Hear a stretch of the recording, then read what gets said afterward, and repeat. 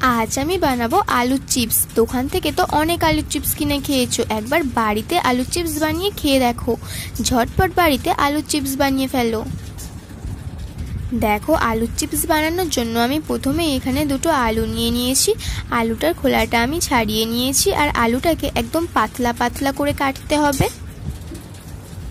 আমার কাছে ওই আলু পাতলা পাতলা করে কাটার গ্রেটার মেশিনটা ছিল না, তাই আমি বটিতেই কেটে নিচ্ছি। তোমরা দেখে বুঝতেই পারছো আলুটাকে আমি কত পাতলা পাতলা করে কাটছি। দেখো, তোমাদের সাথে কথা বলতে বলতে আলুগুলো একদম পাতলা করে কাটা হয়ে গেছে। এবার এই আলুগুলোকে আমি ভালো করে ধুয়ে নেব। আলুগুলো যত ভালো করে ধোবে তত ক্রিস্পি হবে।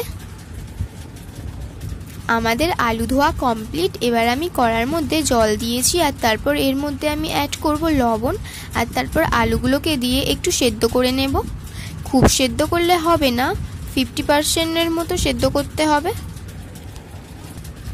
দেখো, বলতে বলতে আমাদের আলুটাও সেদ্ধ হয়ে এসছে। এবার আমি লাবিয়ে নেব আর জলটা ঝরিয়ে নেব। আর আমি এখানে আলুগুলোকে একটা কাপড়ের মধ্যে রেখে নিয়েছি। এবার আলুটাকে আমি ভালো করে মুছে নেব। যেহেতু এটা সেদ্ধ করা হয়েছে তাই এর গায়ে জল লেগে আছে। এই জলগুলোকে আমি ভালো করে একটু মুছে নেব। তারপর দেখো, আমি এগুলো খবরের কাগজের ওপর শুকোতে দিয়ে দিয়েছি।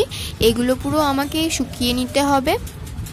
আমি একদিন প্রায় রোদে রেখে দিয়েছিলাম শুকোনোর জন্য, আর শুকোনোর পরে দেখো এগুলো এবার আমি গরম গরম তেলে ভেজে নেব। গরম গরম তেলে ফেলতেই দেখেছো কীরকম ফুলে উঠেছে। এরকম করে আমি সব আলুর চিপসগুলো ভেজে নেব। আর ভেজে নেওয়ার পরেই দেখো আমাদের কিন্তু বাড়িতে তৈরি আলুর চিপস একদম তৈরি। দোকানের থেকে আমার মনে হয় বাড়ির তৈরি আলুর চিপস বেশি ইয়ামি আর স্বাস্থ্যকর। তোমরাও এইভাবে চটপট বাড়িতে আলুর চিপস বানিয়ে ফেলো। আর তোমাদের যদি ভিডিওটা ভালো লাগে তাহলে ভিডিওতে একটা লাইক করে আর চ্যানেলটা সাবস্ক্রাইব করতে একদম ভুলো না কিন্তু।